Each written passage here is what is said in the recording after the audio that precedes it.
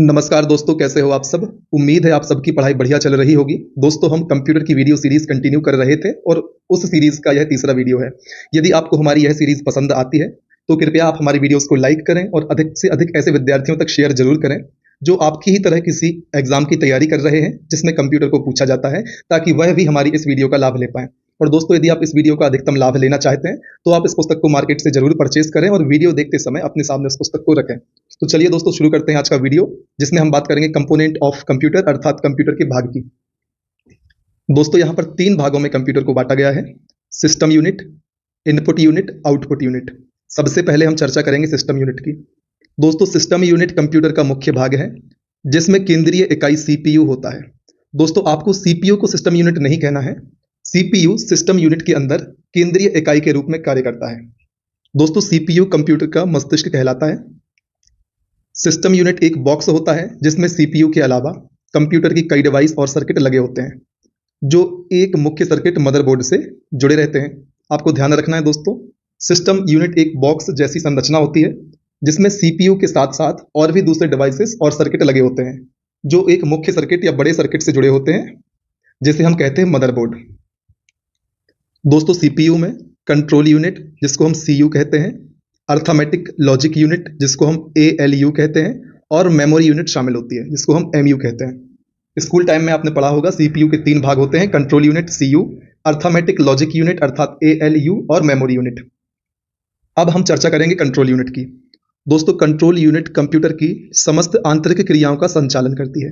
आपसे प्रश्न पूछा जा सकता है कि निम्न में से कौन कंप्यूटर की समस्त आंतरिक क्रियाओं का संचालन करती है, तब आपको आंसर करना है कंट्रोल यूनिट। दोस्तों, कंट्रोल यूनिट इनपुट आउटपुट की क्रियाओं को नियंत्रित करती है। यह मेमोरी से प्रोग्राम को पढ़ती है और उनकी व्याख्या करती है। दोस्तों, अर्थमेटिक लॉजिक यूनिट और मेमोरी को क्रिया संपन्न कराने के लिए निर्देश देती है। दोस्तों, ध्यान रखें, कंट्रोल यूनिट क्या करती है? कंप्यूटर की समस्त आंतरिक क्रियाओं का संचालन करती है, जिसमें यह इनपुट एवं आउटपुट क्रियाओं को नियंत्रित या कंट्रोल करती है, मेमोरी से प्रोग्राम को पढ़ती है एवं उनकी व्याख्या करती है, अर्थमेटिक लॉजिक यूनिट और मेमोरी को क्रिया संपन्न करने के लिए निर्देश या इंस्ट्रक्शन देती है। हमने बात करी कंट्रोल यूनिट की। अब हम बात करेंगे अर्थमेटिक लॉजिकल यूनिट की। दोस्तों, एएलयू में एक ऐसा इलेक्ट्रॉनिक सर्किट होता है जो अंकगणितीय गणनाएं करने में सक्षम होता है। तो दोस्तों, यहीं से आपको समझ आ गया, जितनी भी लॉजिकल चीजें होती हैं, अर्थमेटिकल लॉजिक यूनिट, जितनी भी अंकगणितीय गणनाएं होती हैं, वह हम अर्थमेटिक लॉजिकल यूनिट की सहायता से करते हैं। अंकगणितीय क्रियाओं में जोड़, गुणा, भाग आदि शामिल है। और दोस्तों, आपके लिए यहाँ पर ब्लॉक डायग्राम ऑफ कंप्यूटर बनाया गया है। आप देख सकते हैं, यहाँ पर सीपीयू बना हुआ है। सीपीयू की 3 महत्वपूर्ण component, control unit CU, arithmetic logical unit ALU एवं मेमोरी यूनिट को उसके अंदर दर्शाया गया है। एक तरफ से इनपुट डाला गया है, दूसरी तरफ से आउटपुट प्राप्त किया गया है। दोस्तों, अब हम बात करेंगे मेमोरी यूनिट की। कंप्यूटर में डाटा तथा निर्देशों को संग्रह करने की क्षमता होती है, जो कंप्यूटर की मेमोरी कहलाती है। दोस्तों, डाटा और निर्देशों को संग्रह करने की जो क्षमता होती है उसको हम क्या कहते हैं? उसको हम मेमोरी कहते हैं। बिना मेमोरी के कंप्यूटर कार्य नहीं कर सकता, यह बात आप ध्यान रखें। मेमोरी में एक प्रत्येक स्थान की एक पहचान संख्या होती है, जिसे एड्रेस कहते हैं। दोस्तों, एड्रेस क्या होता है? मेमोरी में हर एक स्थान की एक पहचान संख्या, जिसको हम पता कह सकते हैं, उसको हम एड्रेस कहते हैं। दोस्तों, मेमोरी एक अर्धचालक चिप होती है। आपको ध्यान रखना है, प्रश्न बन सकता है मेमोरी क्या है। 4 विकल्प होंगे, उसमें आपको अर्धचालक चिप वाले विकल्प पर टिक करना है। और दोस्तों, मेमोरी यूनिट की डिटेल में चर्चा हम मेमोरी वाले अध्याय में करेंगे, जो इस पुस्तक में अलग से आपके लिए एक सेपरेट अध्याय बनाया गया है। दोस्तों, अब हम चर्चा करते हैं इनपुट यूनिट की। दोस्तों, वह यूनिट जिसके द्वारा कमांड या इंस्ट्रक्शन को लिया जाता है, इनपुट यूनिट कहलाती है। उदाहरण: keyboard, mouse, joystick, scanner, floppy disk, barcode reader आदि। दोस्तों, कहने का मतलब है जिसके माध्यम से हम कंप्यूटर को अपना कार्य करवाने के लिए निर्देश देते हैं, उस यूनिट को हम इनपुट यूनिट कहते हैं। और इनपुट देने के लिए हम कीबोर्ड का सहारा लेते हैं। कीबोर्ड की सहायता से, माउस की सहायता से, जॉयस्टिक की सहायता से, इन सब डिवाइसेस की सहायता से हम कंप्यूटर को इनपुट प्रदान करते हैं। अब हम चर्चा करते हैं आउटपुट यूनिट की। दोस्तों, कंप्यूटर सिस्टम की वह यूनिट जिसके द्वारा लिए गए कमांड व इंस्ट्रक्शन को प्रोसेस करके रिजल्ट दर्शाया जाता है, उसे आउटपुट यूनिट कहा जाता है।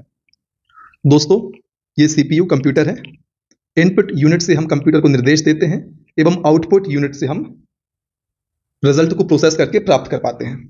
जैसे कि मॉनिटर, प्रिंटर, प्लॉटर, यह सब दोस्तों आउटपुट डिवाइसेस हैं जिनकी सहायता से हम कंप्यूटर से परिणाम को प्राप्त करते हैं। मॉनिटर से हम सॉफ्ट कॉपी में परिणाम को प्राप्त करते हैं, डिस्प्ले पर हम रिजल्ट को देख पाते हैं। प्रिंटर की सहायता से हम हार्ड कॉपी में परिणामों को आउटपुट के रूप में प्राप्त करते हैं। दोस्तों अब हम चर्चा करेंगे कंप्यूटर की विशेषताओं की, जिसमें हम बात करेंगे गति, शुद्धता, सक्षमता, स्मरण शक्ति, व्यापक उपयोगिता, स्वचालन। इन सभी बिंदुओं पर हम कंप्यूटर की विशेषता की चर्चा करेंगे। सबसे पहले हम शुरुआत करेंगे कंप्यूटर की गति या स्पीड से। दोस्तों कंप्यूटर जटिल से जटिल गणनाओं को कुछ ही सेकंडों में हल कर लेता है। एक पर्सनल कंप्यूटर अरबों गणनाओं को 1 सेकंड से भी कम समय में हल कर सकता है। इतनी बात हम सभी जानते हैं। इसके अलावा दोस्तों सुपर कंप्यूटर की गति मापने की इकाई फ्लॉप है। दोस्तों फ्लॉप्स का फुल फॉर्म है फ्लोटिंग ऑपरेशन पर सेकंड। आपको ध्यान रखना है सुपर कंप्यूटर की गति को मापने की इकाई फ्लॉप्स होती है और फ्लॉप्स का फुल फॉर्म होता है फ्लोटिंग ऑपरेशन पर सेकंड। आपको फुल फॉर्म भी याद रखना है, आपके एग्जाम में कहीं से भी किसी भी प्रकार का प्रश्न पूछा जा सकता है। अब हम बात करेंगे कंप्यूटर की शुद्धता या एक्यूरेसी की। दोस्तों कंप्यूटर को एक बार सही निर्देश देने के बाद वह सारे परिणाम सही निकालता है। दोस्तों कंप्यूटर से किसी भी कार्य को करवाने के लिए हमें सिर्फ एक बार निर्देश देना होता है, फिर चाहे बाद में हम कंप्यूटर को या कंप्यूटर से उस कार्य को कितनी भी बार करवाएं, कंप्यूटर उस कार्य को दिए हुए निर्देशों के अनुसार पूर्णतः सही ही करेगा। यहां पर आपको यह बात समझाने का प्रयास किया जा रहा है। कंप्यूटर से प्राप्त परिणामों में होने वाली गलतियां मानवीय गलतियों के कारण होती हैं। कंप्यूटर में खराबी आने से या वायरस आ जाने से भी वह गलत परिणाम निकाल सकता है। तो दोस्तों शुद्धता में आपके लिए बताया जा रहा है, आपको कंप्यूटर को निर्देश सिर्फ एक बार देना है और उस निर्देश के आधार पर जितने भी कार्य होते हैं आप कंप्यूटर से कितनी भी बार करवा सकते हैं। हर बार कंप्यूटर उतनी ही शुद्धता के साथ उन कार्यों को करके देगा जितना कि उसने पहली बार जब आपने निर्देश दिया था तब किया था। इसी प्रकार से दोस्तों यदि परिणामों में कोई भिन्नता या त्रुटि होती है तो या तो वह मानवीय गलतियों से या कंप्यूटर में कोई खराबी या वायरस आ जाए, इस कारण से हो सकता है कि कंप्यूटर आपको गलत परिणाम दे दे। अब हम बात करेंगे सक्षमता की। सक्षमता, डिलीजेंसी। दोस्तों कंप्यूटर कार्य करते करते कभी नहीं थकता तथा निरंतर कई घंटे कार्य करने के बाद भी उसी एकाग्रता एवं गति के साथ कार्य करता है, यह हम सभी जानते हैं। इसके बाद दोस्तों चौथी विशेषता स्मरण शक्ति या पावर ऑफ रिमेंबरिंग। कंप्यूटर में भी मानव मस्तिष्क की तरह स्मरण शक्ति होती है जिसमें लाखों करोड़ों आंकड़े संग्रह करके रखे जा सकते हैं एवं आवश्यकता के अनुसार हम इन आंकड़ों को कभी भी फिर से देख सकते हैं। यह सभी बेसिक बातें हैं जो लगभग सभी विद्यार्थियों को पहले से ही पता होती हैं। इसके अलावा दोस्तों व्यापक उपयोगिता। कंप्यूटर का उपयोग अनेक तरह के कार्यों में किया जाता है। स्कूल, कॉलेज, अस्पताल, फैक्ट्री, घर, हम सभी जानते हैं कहां कहां आज लगभग हर क्षेत्र में कंप्यूटर का उपयोग किया जा रहा है। इसके अलावा स्वचालन या ऑटोमेशन। दोस्तों कंप्यूटर में स्वचालन का गुण होने से इसके प्रयोग से मानव श्रम एवं समय की बचत होती है। काफी सारे ऐसे काम होते हैं दोस्तों जो कंप्यूटर ऑटोमेटिकली कर लेता है। यदि कंप्यूटर में यह गुण नहीं होता तो वह कार्य हमें करना होता जिससे हमारा अतिरिक्त श्रम लगता एवं समय की बर्बादी होती। तो दोस्तों कंप्यूटर ऑटोमेटिक होता है, इससे मानव श्रम एवं मानव के समय की बचत होती है। दोस्तों इसके बाद हम बात करेंगे संग्रह क्षमता की। दोस्तों कंप्यूटर की संग्रह क्षमता बहुत अधिक होती है, इसमें लाखों करोड़ों आंकड़े संग्रह करके रखे जा सकते हैं। दोस्तों आपके लिए यहां पर एक फैक्ट बताया जा रहा है। कंप्यूटर साक्षरता दिवस 2 दिसंबर और कंप्यूटर सुरक्षा दिवस 30 नवंबर को मनाया जाता है। आपको बिल्कुल भी कंफ्यूज नहीं होना है दोस्तों।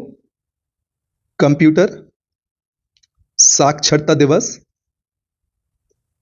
2 दिसंबर और कंप्यूटर सुरक्षा दिवस 30 नवंबर। आपको कंप्यूटर साक्षरता एवं कंप्यूटर सुरक्षा दिवस में कंफ्यूज नहीं होना है। कंप्यूटर साक्षरता दिवस 2 दिसंबर को एवं कंप्यूटर सुरक्षा दिवस 30 नवंबर को मनाया जाता है। इसके पहले हमने बात करी थी कि सुपर कंप्यूटर की स्पीड मापने की क्या इकाई है, तो दोस्तों फ्लॉप्स में हम स्पीड मापते हैं। फ्लॉप्स का फुल फॉर्म होता है फ्लोटिंग ऑपरेशंस पर सेकंड। आपको इसका फुल फॉर्म भी ध्यान रखना है। दोस्तों अब हम बात करेंगे कंप्यूटर के प्रकार की। दोस्तों कंप्यूटर को हम 3 आधारों पर बांट सकते हैं, कार्य के आधार पर, आकार के आधार पर एवं उद्देश्य के आधार पर। तो दोस्तों कार्य के आधार पर कंप्यूटरों को हम 3 भागों में बांटते हैं, analog computer, digital computer, hybrid computer. आकार के आधार पर कंप्यूटर को 4 भागों में बांटा गया है, micro computer, mini computer, main frame computer एवं सुपर कंप्यूटर। इसी प्रकार से उद्देश्य के आधार पर सामान्य उद्देश्य कंप्यूटर एवं विशिष्ट उद्देश्य कंप्यूटर 2 भागों में बांटा गया है। दोस्तों इस पुस्तक में बहुत ही शानदार तरीके से एक एक पॉइंट को क्रिस्टल क्लियर किया गया है। आपको यह बात इस प्रकार से कंप्यूटर के वर्गीकरण में समझ आएगी जब हम आगे इस पुस्तक का अध्ययन करेंगे। तो चलिए बात करते हैं सबसे पहले कार्य के आधार पर कंप्यूटर के वर्गीकरण की, जिसमें सबसे पहले हम बात करेंगे एनालॉग कंप्यूटर की। दोस्तों, सामान्य भौतिक राशियों जैसे कि ताप, दाब, लंबाई के मापन पर आधारित होते हैं एनालॉग कंप्यूटर। इन कंप्यूटरों का उपयोग वहां किया जाता है जहां भौतिक राशियों के निरंतर मापन की आवश्यकता होती है, जैसे इंजीनियरिंग, इंडस्ट्रीज एवं विज्ञान के क्षेत्रों में। उदाहरण, अब हम बात कर रहे हैं एनालॉग कंप्यूटर के उदाहरणों की, जिसमें आते हैं थर्मामीटर, स्पीडोमीटर, भूकंप मापी, एनालॉग घड़ी, वोल्टामीटर। दोस्तों, यह सभी एनालॉग कंप्यूटर के उदाहरण हैं। ध्यान रखिए दोस्तों, थर्मामीटर, भूकंप मापी, स्पीडोमीटर, वह सभी डिवाइसेस जो ताप, दाब, लंबाई के मापन के लिए बनाए जाते हैं, उनको हम एनालॉग कंप्यूटर कहते हैं। अब हम बात करेंगे डिजिटल कंप्यूटर की। दोस्तों, ऐसे कंप्यूटर जिनका उपयोग डिजिटल युक्तियों में किया जाता है तथा जो डिजिटल सिग्नल का उपयोग करते हैं। दोस्तों, डिजिटल कंप्यूटर डाटा और प्रोग्राम को 0 और 1 में परिवर्तित करके उसको इलेक्ट्रॉनिक रूप में ले जाते हैं। डिजिटल कंप्यूटर गणना के साथ साथ लॉजिकल क्रियाएं भी करते हैं। उदाहरण, डिजिटल कंप्यूटर, डिजिटल घड़ी, डिजिटल कैलकुलेटर। दोस्तों, हमने क्या चर्चा करी? ऐसे कंप्यूटर जिनका उपयोग डिजिटल युक्तियों में किया जाता है तथा जो डिजिटल सिग्नल का प्रयोग करते हैं। तो दोस्तों ध्यान रखें, डिजिटल सिग्नल का प्रयोग करते हैं digital computer. Digital computer data और प्रोग्राम को 0 और 1 में परिवर्तित करके उसको इलेक्ट्रॉनिक रूप में ले जाते हैं। आपको ध्यान रखना है, 0 और 1 के फॉर्मेट में डाटा प्रोग्राम्स को डिजिटल कंप्यूटर परिवर्तित करते हैं, फिर उसको इलेक्ट्रॉनिक फॉर्म में ले जाते हैं। डिजिटल कंप्यूटर गणना के साथ साथ लॉजिकल क्रियाएं भी करता है। आपको यह बात भी ध्यान रखनी है। डिजिटल कंप्यूटर के उदाहरण में हमने चर्चा करी डिजिटल कंप्यूटर, डिजिटल घड़ी, कैलकुलेटर आदि। दोस्तों, अब हम बात करेंगे हाइब्रिड कंप्यूटर की। इन कंप्यूटर्स में एनालॉग कंप्यूटर और डिजिटल कंप्यूटर दोनों के ही गुण विद्यमान होते हैं। जैसे कि पेट्रोल पंप पर कंप्यूटर पेट्रोल की मात्रा को मापकर लीटर में दिखाता है और उसकी गणना भी करता है। दोस्तों, यहां पर मापने में और गणना करने में डिफरेंस है, जो आपके लिए पता होना चाहिए। जैसे कि जब आप पेट्रोल लेने जाते हैं तब आप पेट्रोल पंप पर ऐसा नहीं कहते कि मेरी गाड़ी में 1 पेट्रोल डाल दो, 2 पेट्रोल डाल दो। आप बोलते हैं 1 लीटर पेट्रोल, 2 लीटर पेट्रोल, इस प्रकार से आप कहते हैं। तो दोस्तों, लीटर में कितना पेट्रोल आएगा इसका मापन करने का काम एनालॉग कंप्यूटर कर रहा है। मात्रा को मापना, अनुमान लगाना एवं लीटर में 1 लीटर, 2 लीटर, 3 लीटर इसकी गणना करने का कार्य डिजिटल कंप्यूटर के द्वारा किया जा रहा है। इस प्रकार से दोस्तों, पेट्रोल पंप पर जो कंप्यूटर होते हैं वह डिजिटल एवं एनालॉग दोनों कंप्यूटरों के गुण रखते हैं। इस कारण से उनको हम हाइब्रिड कंप्यूटर कहते हैं।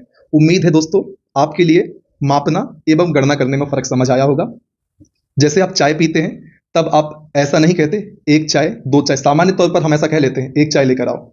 हम ऐसा नहीं कह सकते 1 चाय, 2 चाय। हम इस प्रकार से बोलते हैं 1 कप चाय, 2 कप चाय, 1 लीटर दूध, 2 लीटर दूध, 1 किलोग्राम शक्कर, 2 किलोग्राम शक्कर। हम ऐसा नहीं कहते मुझे 1 शक्कर चाहिए, 2 शक्कर चाहिए।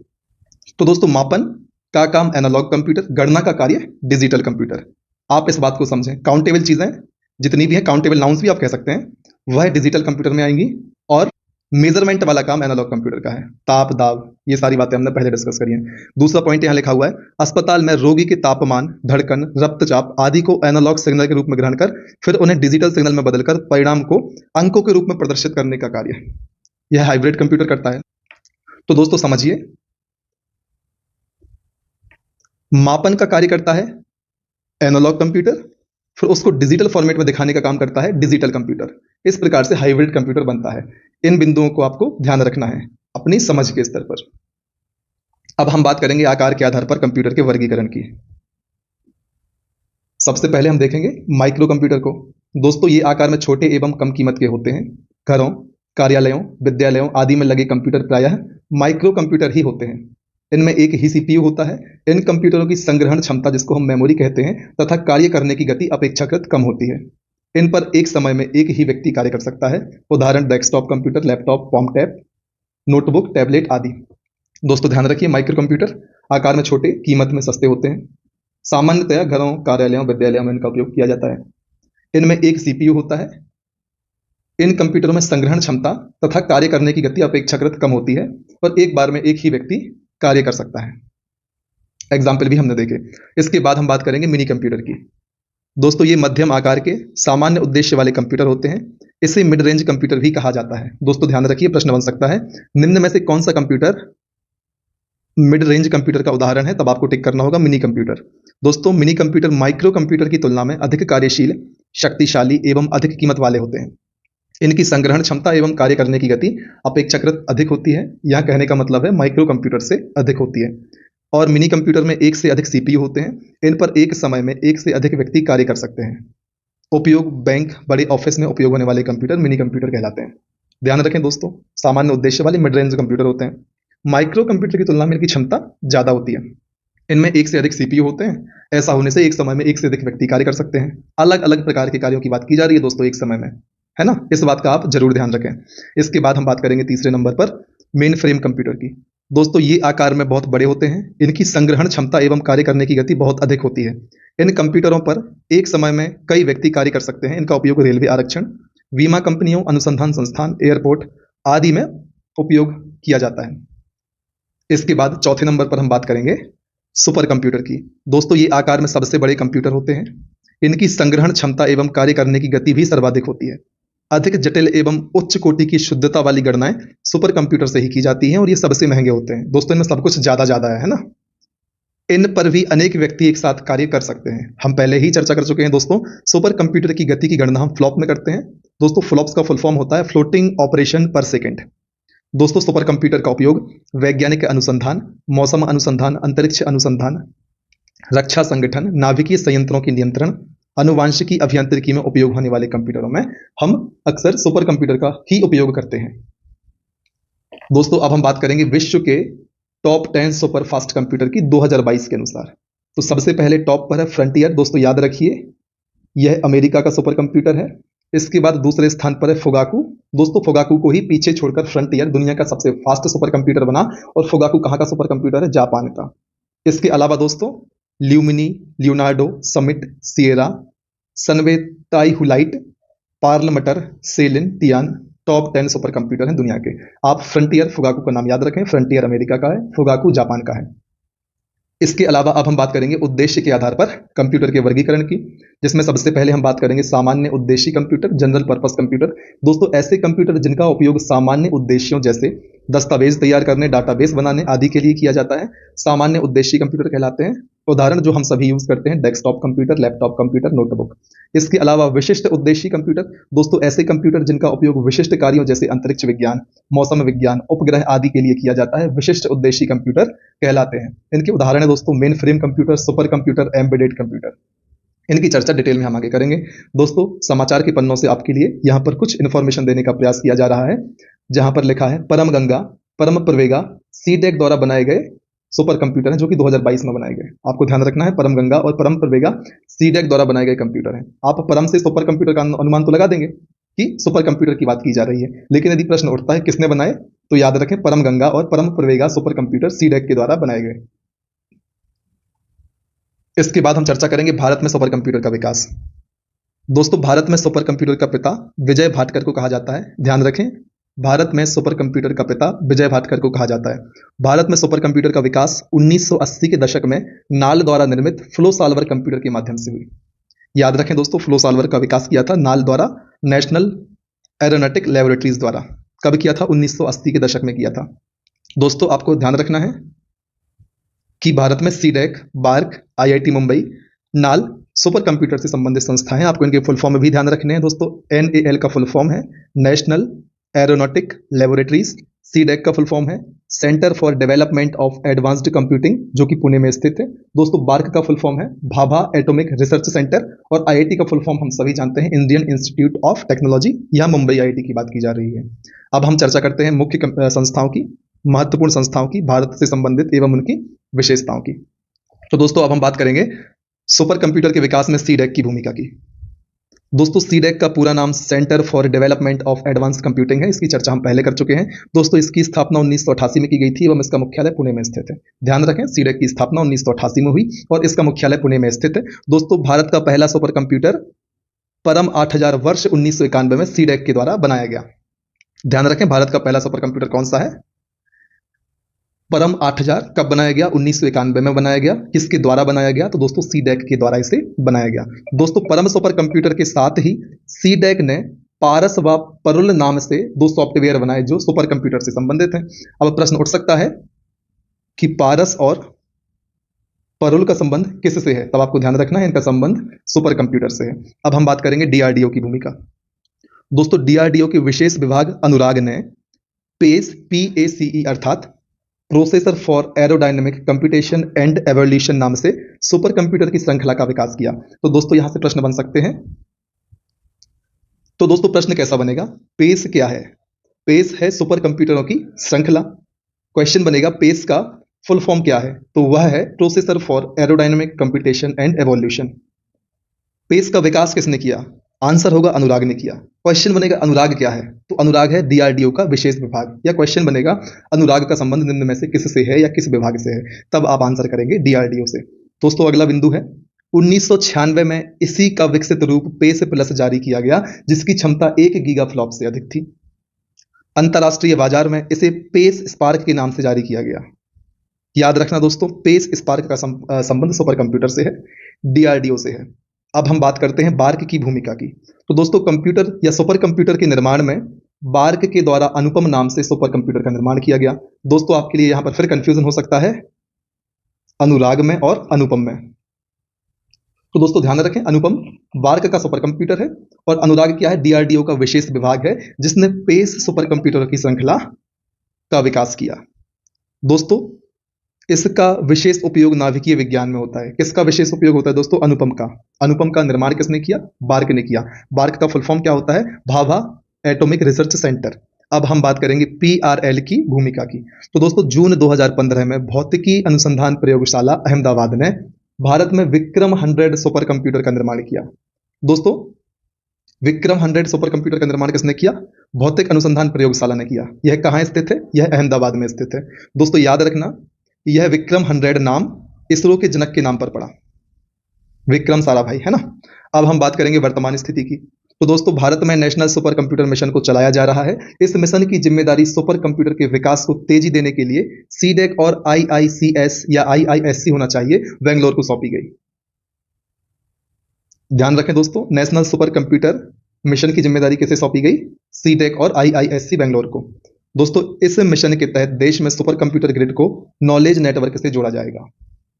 अभी भारत का सबसे तेज सुपर कंप्यूटर परम सिद्धि AI है, जिसे नवंबर 2020 में टॉप 500 सुपर कंप्यूटर की सूची में 63वां स्थान प्राप्त हुआ था। अब हम बात करेंगे भारत के प्रमुख सुपर कंप्यूटर की, जिसमें सबसे तेज है परम सिद्धि AI, फिर प्रत्यूष, फिर मिहिर, आदित्य, सहस्त्र होना चाहिए दोस्तों, यहां पर ये कलर ब्लॉसम है, फिर सहस्त्र है, फिर परम युवा, फिर पदम, फिर परम शिवाय, फिर एका, फिर अनुपम एवं फिर पेस। तो दोस्तों इतनी बातों का हमें ध्यान रखना है। दोस्तों अब हम बात कर लेते हैं कंप्यूटर के उपयोग की। तो दोस्तों कंप्यूटर का उपयोग हम संचार के क्षेत्र में करते हैं, रेल, बस, हवाई जहाज की समय सारणी ज्ञात करने में, परीक्षाओं के परिणाम जानने में, विश्व के प्रमुख समाचार पत्र ऑनलाइन पढ़ने में, इंटरनेट पर संदेशों को भेजने में। व्यापार के क्षेत्र में दोस्तों हम कंप्यूटर का उपयोग करते हैं, हिसाब किताब, लेखा जोखा रखने में, ई कॉमर्स, ई बैंकिंग के तहत व्यापार बढ़ावा देने में, सिनेमा हॉल, होटल, यात्रा आदि की बुकिंग में। दोस्तों इन सभी बातों को हम ऑलरेडी जानते हैं, इसलिए सिर्फ सरसरी निगाहों से एक बार हम इन पर चर्चा कर लेते हैं। चिकित्सा के क्षेत्र में दोस्तों कंप्यूटर का उपयोग CT स्कैन, MRI, एक्सरे आदि में। दोस्तों इनके फुल फॉर्म आपको पता होने चाहिए।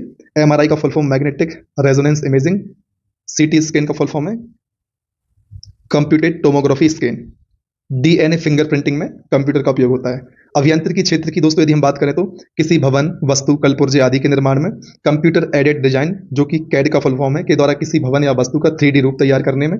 दोस्तों मनोरंजन में भी कंप्यूटर का उपयोग होता है, बच्चों के कंप्यूटर गेम व कार्टून देखने में, फिल्मों के स्पेशल इफेक्ट या दृश्य तैयार करने में, डिजिटल चैनल के प्रसार में। दोस्तों यदि हम बात करें कंप्यूटर की सीमाओं की, दोस्तों कंप्यूटर में सोचने व समझने की क्षमता नहीं होती, यह कंप्यूटर की लिमिटेशन है।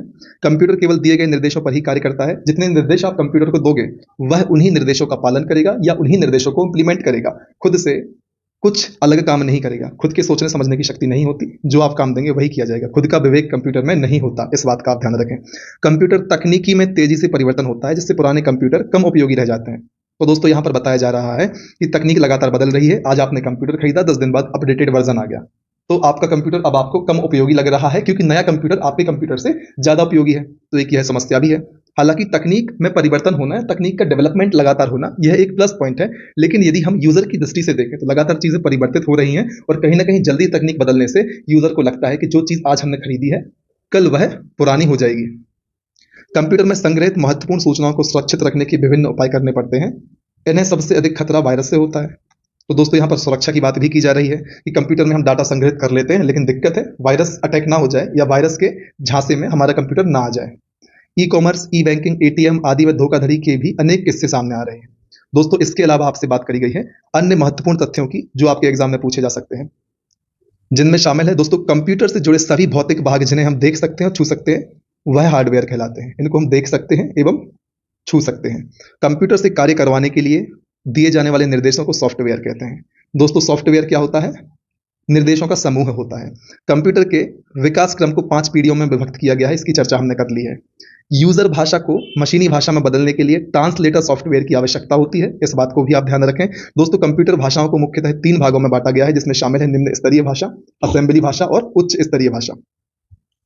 सॉफ्टवेयर मुख्यतः 2 प्रकार के होते हैं, सिस्टम सॉफ्टवेयर और एप्लीकेशन सॉफ्टवेयर। दोस्तों इनकी चर्चा हम डिटेल में आगे वीडियो में करेंगे। अभी फिलहाल टाइम की कमी के कारण यहाँ पर विस्तार में इसकी चर्चा हम नहीं करते हैं। अलग से अध्याय भी इसके लिए आपके लिए एक निर्धारित किया गया है इस पुस्तक में, वहां पर हम इनकी चर्चा विस्तार से करेंगे। Compiler, interpreter, assembler, operating system software के उदाहरण है। प्रश्न बन सकता है कंपाइलर, इंटरप्रेटर, असेंबलर और ऑपरेटिंग सिस्टम निम्न में से किसके उदाहरण है? तब आपको आंसर करना है सॉफ्टवेयर के उदाहरण है। दोस्तों सेमोर क्रे को विश्व में सुपर कंप्यूटर का जनक कहा जाता है। याद रखिए दोस्तों, सेमोर क्रे को विश्व में सुपर कंप्यूटर का जनक कहा जाता है। विजय पांडुरंग भाटकर को भारत में सुपर कंप्यूटर का जनक कहा जाता है। एक बात और दोस्तों, कंप्यूटर निर्माण में प्रसिद्धि के कारण बेंगलोर को भारत की सिलिकॉन वैली कहा जाता है। बेंगलोर को भारत की सिलिकॉन वैली क्यों कहते हैं? कंप्यूटर निर्माण में प्रसिद्धि के कारण। भारत की सिलिकॉन वैली कौन है दोस्तों? बेंगलोर है। अब दोस्तों यहाँ पर बताया गया है कंप्यूटर के उपयोग को। तो दोस्तों मौसम संबंधी अनुसंधान में, मौसम पूर्व अनुमान में, अंतरिक्ष संबंधी अनुसंधान में, संचार सूचनाओं के प्रसार में, ई कॉमर्स में, पुस्तक प्रकाशन एवं मुद्रण में, शिक्षा में, अभियांत्रिकी में, चिकित्सा में, मनोरंजन में, शोध कार्यों के अनुप्रयोगों आदि में हम कंप्यूटर का उपयोग करते हैं।